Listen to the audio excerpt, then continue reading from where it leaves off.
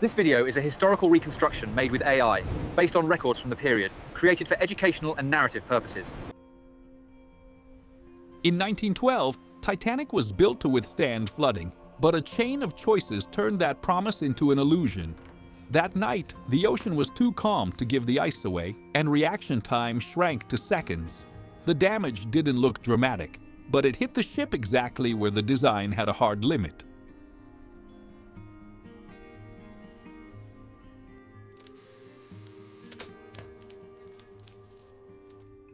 If you want to see, from the inside, the 7 mistakes that clicked together until there was no turning back, hit like, subscribe, and come with us in this evidence-based reconstruction.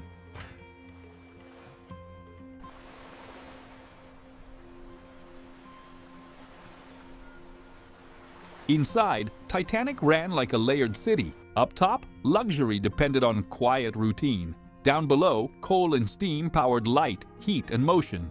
Andrews studies finishes, doors, and bulkheads like someone hunting for small flaws that can become big disasters. On the bridge, instruments and headings feel like they're enough to keep the crossing normal.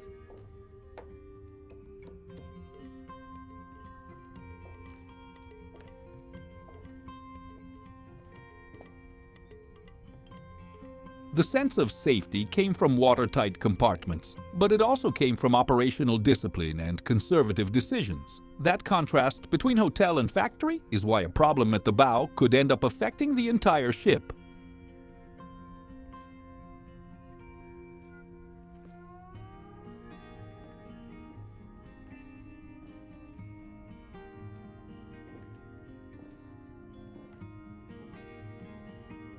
On the bridge, tiny course corrections were standard practice. Repeated, logged, followed without drama. In the wireless room, messages blended business traffic with navigation warnings, and the priority wasn't always obvious. Mail moved on schedules, and third class adapted to narrow corridors and long stairways. The system ran smoothly when the sea cooperated, but it depended on something harder, recognizing the moment routine turns into risk.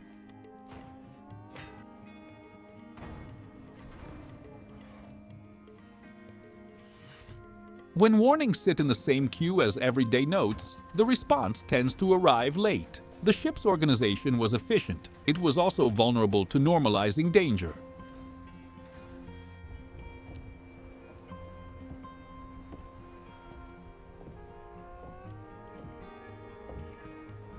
Departure puts the ship into real operating mode. The engine room telegraph becomes the heartbeat of everything. Orders on the bridge change the engine's cadence, and you feel it on deck and in the ship's internal vibration. Sailors work lines and moorings while passengers watch the coastline fall away. Andrews moves through the lifeboat deck and supports structures, because in an emergency, evacuation depends on simple hardware working in the cold.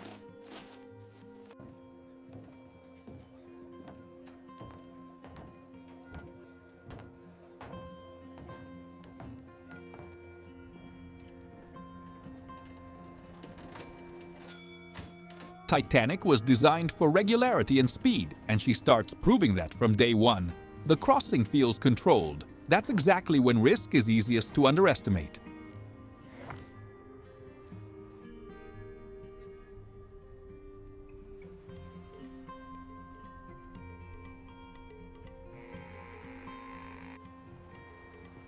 Night settles in, and the ship slips into steady, continuous passage. Ice warnings reach the wireless room as part of normal traffic, competing with other messages. On the bridge, route and speed are judged by standard practice, not by a feeling of immediate threat. Changing a few degrees is possible, but it requires treating the warning like an operational priority. Meanwhile, the lookouts face the hardest job of all, spotting an obstacle with almost no contrast in the dark.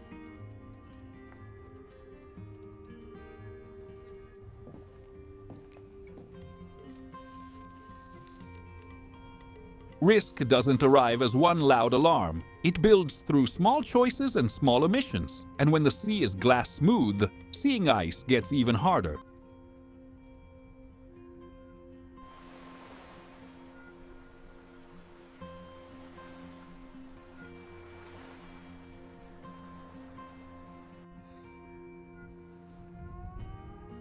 The North Atlantic at night can be a visibility trap. When the sea is too calm, there's little foam and few cues, and the base of an iceberg doesn't announce itself. Up in the crow's nest, Fleet and Lee rely on the naked eye and a handful of seconds, fighting freezing wind and fatigue. On the bridge, instruments confirm heading and speed. They don't show what's waiting ahead. Deep inside, the engines deliver steady power as if nothing has changed.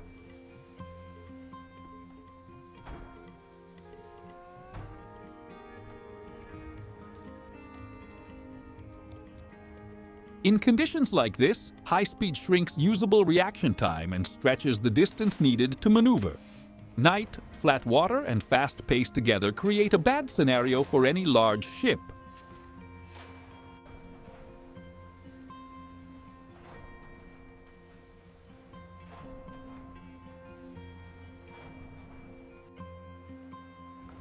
Speed isn't just performance, it's an operational bet. Keeping pace means trusting the lookouts will spot danger in time, and trusting the bridge will have room to act. In the lower compartments, boilers and engines work blind to whatever exists in the darkness, delivering energy as routine. The cold and the mirror calm sea make detection harder, and that cuts down the margin that's available.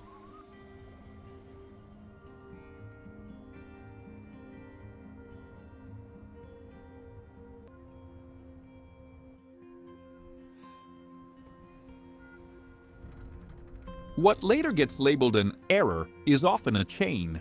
Reasonable decisions on their own that become dangerous when combined. Here, that chain is already built. All it needs is one event to test it at the limit.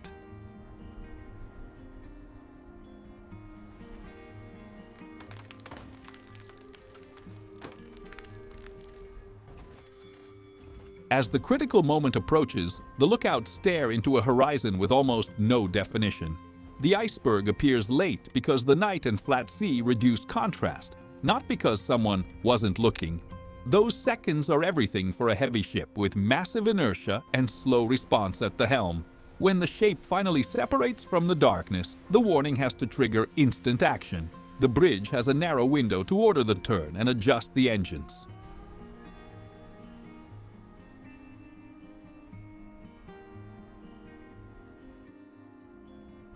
If contact is avoided by just a few yards, everything changes. If not, the problem becomes structural and internal. At this point, risk stops being theoretical and becomes the countdown.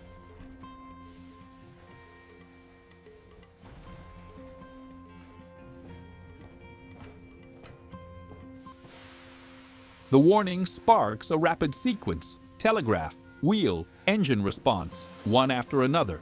The bridge tries to open space and reduce speed, but the ship needs room to answer. In the engine room, the telegraph confirms the order and the rhythm shifts. But it can't erase the inertia already built up.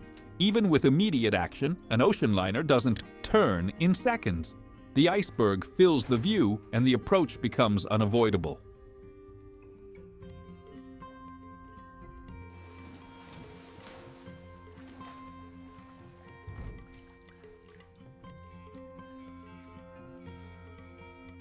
What happens next defines the damage. Not one clean head-on crash, but a grinding side contact along the hull. The margin for error ends the instant steel meets ice.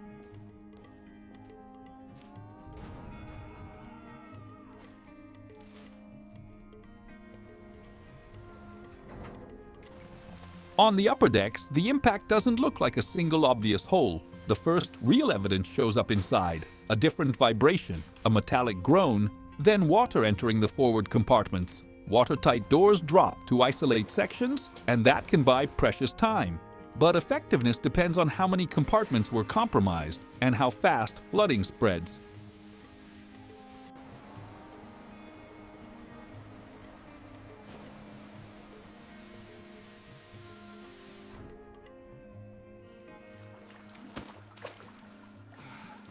Within minutes, crews in the boiler rooms and lower passageways realize this isn't a simple leak. From here, the priority is to measure levels, slow the flow, and inform the bridge. The ship officially enters damage control mode.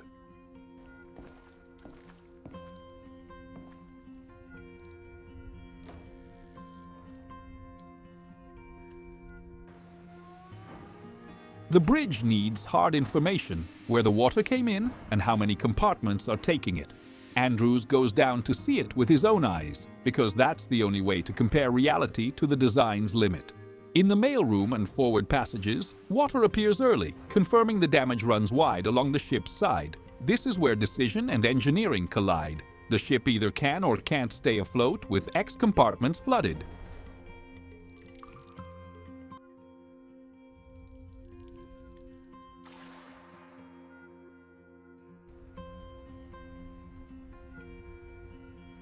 If you want to follow how each mistake locks into place in this sequence, hit like and subscribe to stay with the reconstruction through the final calculation. What happens now isn't opinion, it's geometry and time.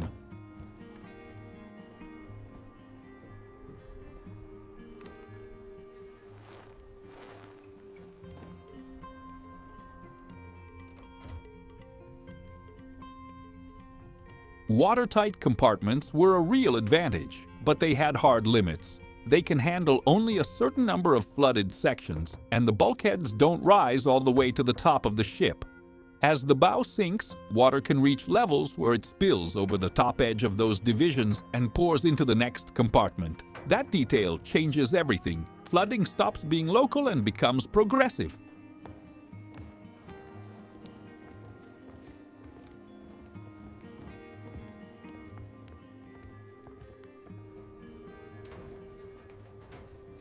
Even with doors sealed, the ship can lose to internal overflow. Andrews reads the marks, the list, and the clock to estimate the progression.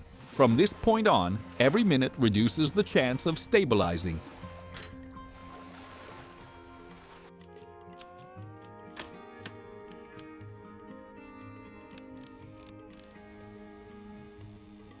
Containment becomes a coordinated technical effort. Close doors, manage steam, keep power, watch pressure and levels. Deep in the ship, water and weight shift the balance, changing vibration and angle. Crews fight for minutes by isolating spaces, but the advance continues through the forward compartments. Andrews matches what he sees to what the design can tolerate, because the hull answers to simple physical laws.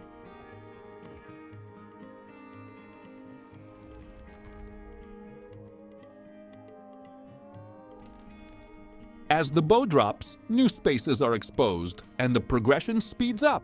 The goal is no longer to fix it, it's to delay the inevitable, and delay is what creates time to evacuate.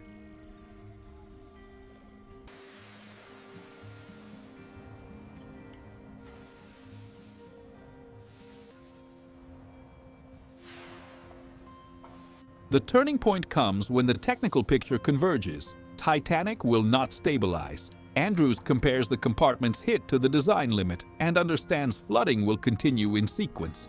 The priority shifts from damage control to moving people on a shrinking timetable.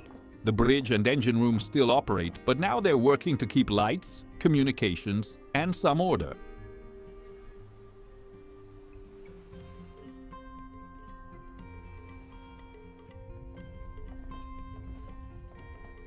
At the same time, many passengers still don't grasp the danger because the ship looks whole from above.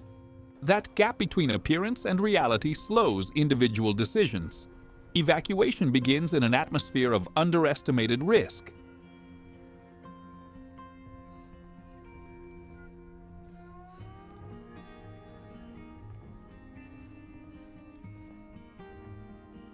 Evacuation isn't just get in the boat. It's unlatch, swing out, organize people, lower with control, then pull away from the hull. In wind and cold without enough hands-on practice, the sequence turns slow and hesitant.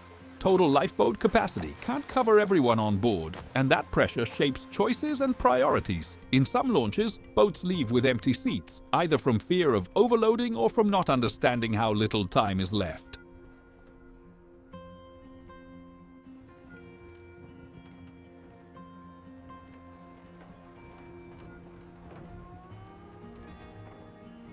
Meanwhile, the ship's list increases and changes the balance on deck.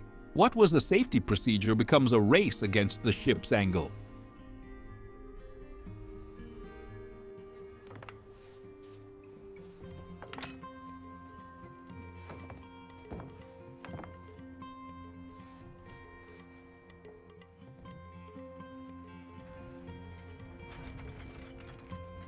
In the wireless room, the goal is to shrink the distance to rescue. Phillips and Bride send distress calls and log responses while rockets flare overhead as visual signals. But seeing a rocket doesn't guarantee the right response. Distance, command decisions, and interpretation all interfere. A ship on the horizon can look close and still be far away, turning minutes into hours.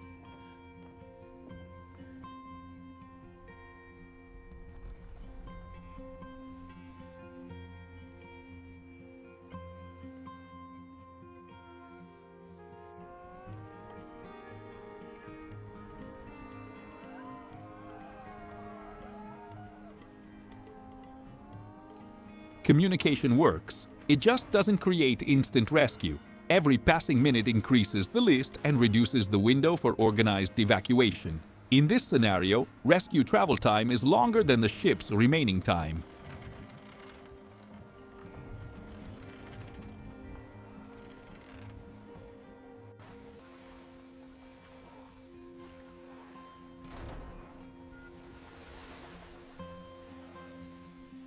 Beyond decisions on the surface, there are material limits and the way damage spreads.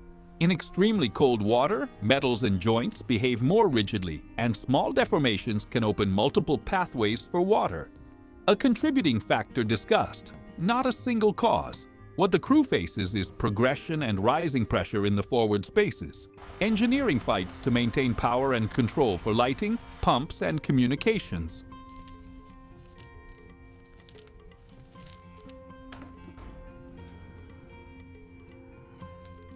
But every new compartment that floods shifts balance and speeds the process. The ship enters a regime where any gain is only delay, and delay is the most valuable resource left.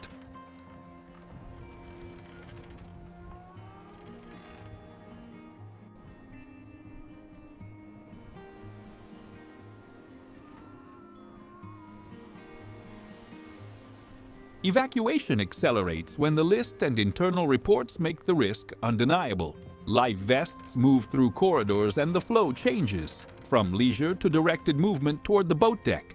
Above, ropes, davits, and controlled lowers demand the correct sequence. One mistake can jam a launch or damage a boat. Inside, bottlenecks and long stairways slow groups, especially those coming from lower decks. That creates different arrival times between classes and areas, even without explicit intent. The operation becomes logistics under wind, cold, and a rising list, and every delay burns capacity that was already too small.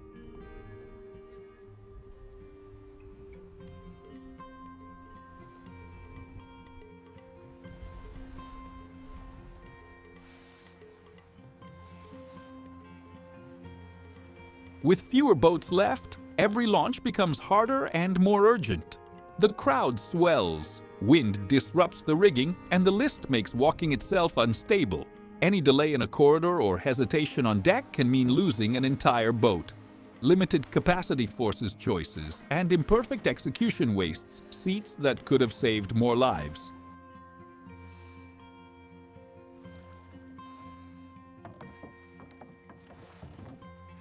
At the same time, the deck grows progressively unsafe as a working platform. The final phase of evacuation is a race between the last boat and the last usable minute. After that, water and angle take over.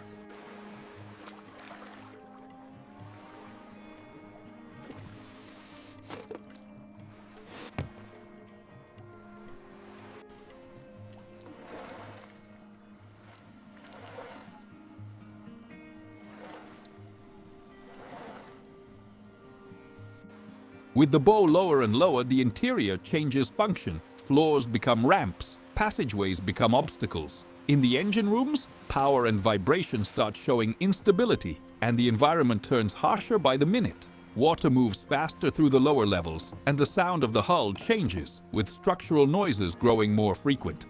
Lights flicker, objects slide, and familiar references disappear.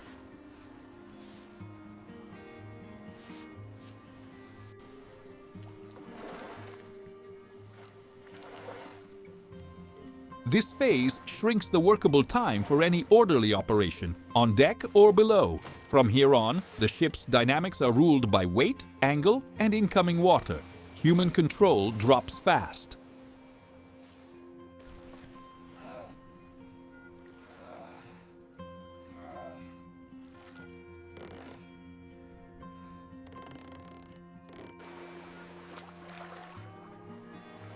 In the final stretch, the deck angle rises quickly and simple tasks become immediate hazards. The last boats depend on a minimum stability to work Davidson lines, and that stability is disappearing. The bow is dominated by water now, and the hull answers with stronger, longer vibrations and groans. The crew still tries to keep the sequence moving, lowering and pulling away, but access to the deck tightens and the working space collapses.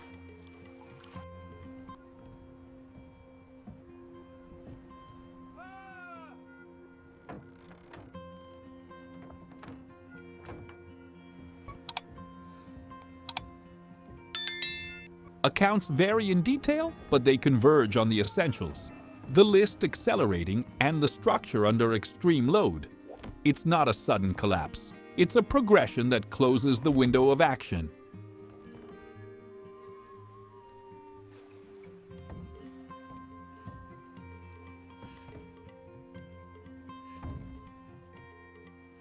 After the break, survival becomes a fight against cold and time. Even with cork life vests, strength and coordination drop quickly in near-freezing water. In the boats, the immediate goal is to row clear, keep distance from the hull, and avoid debris that can become an impact hazard. Visibility is poor and wind distorts reference points, making any organized return difficult.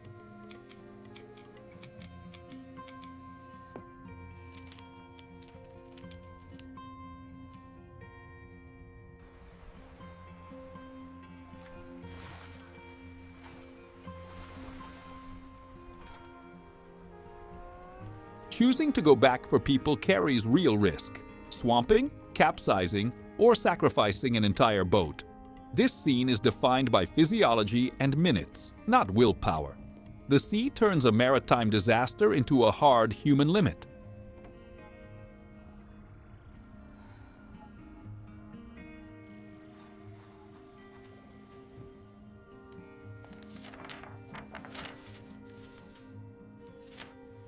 With dawn, rescue becomes a deck operation. Carpathia prepares heaving lines and rope ladders to bring boats alongside as they rise and fall in the swell. Even with relatively calm seas, cold and moisture make every transfer dangerous. Survivors arrive soaked, exhausted, showing signs of hypothermia, needing warmth immediately.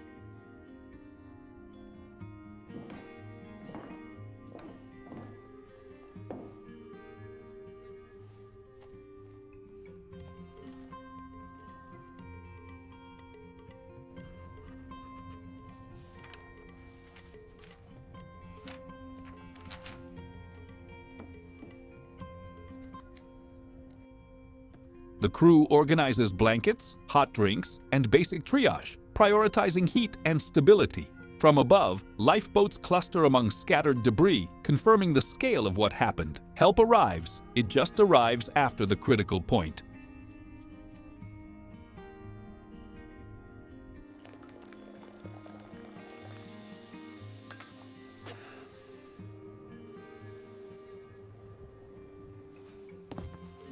Aboard the rescue ship, routine becomes record. Names, times, and wireless messages try to turn chaos into a reliable list, even if incomplete. People come aboard separated, many with no information about family or friends in other boats. Crew members hand out blankets and hot liquids, creating improvised areas for care and rest. The atmosphere swings between exhausted silence and practical motion from those trying to organize everything.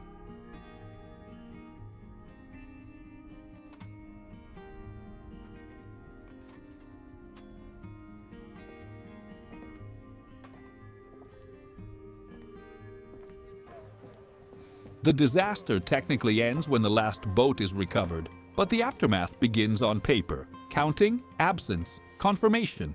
This is where the event stops being out at sea and becomes history.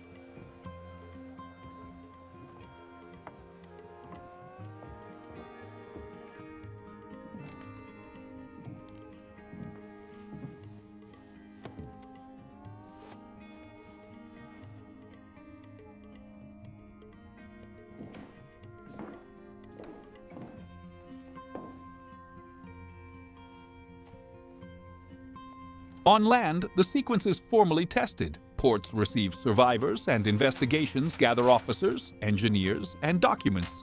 Wireless messages and timelines are reorganized to understand what arrived, when it arrived, and what got priority.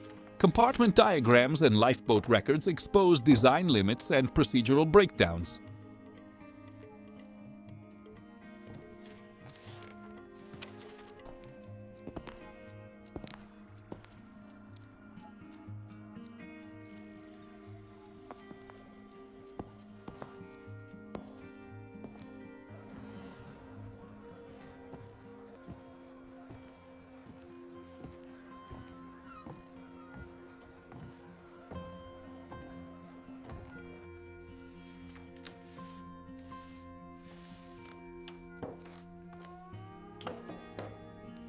The focus shifts from one iceberg to a chain of decisions: speed, lookout, evacuation, communication.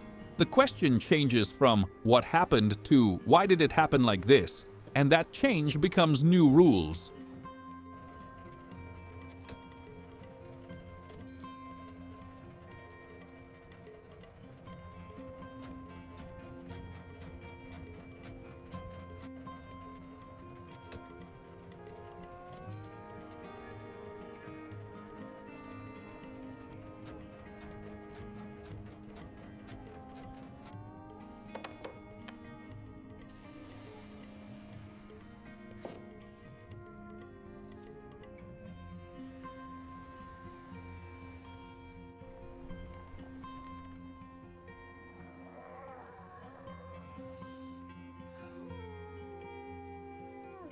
When you rebuild the night, the 7 mistakes lock together as a system.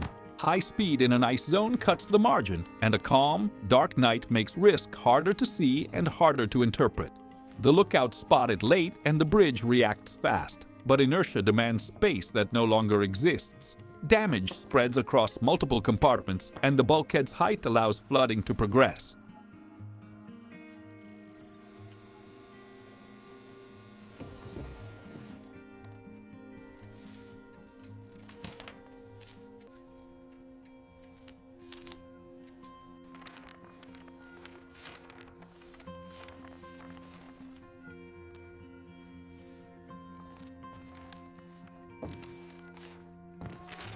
With too few lifeboats and launches below capacity, part of the evacuation potential is lost. Rockets and wireless function, but they can't produce rescue at the pace required. The final outcome is the sum of these limits, not one single fatal mistake.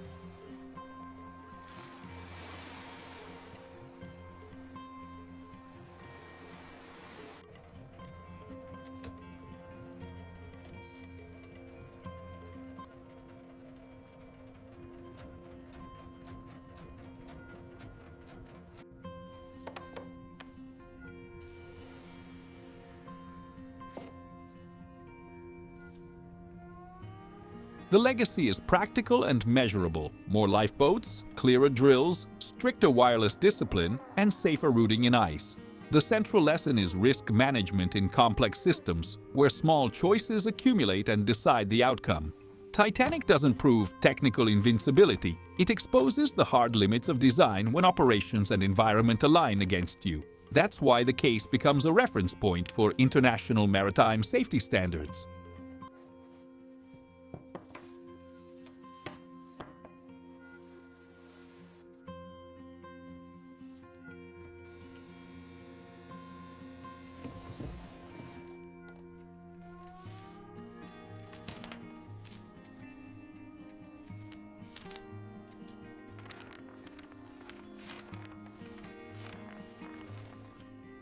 What used to be optional becomes required, documented, practiced. In the end, all that remains is the ocean and one simple rule: safety can't depend on luck. And that's the most lasting change of 1912.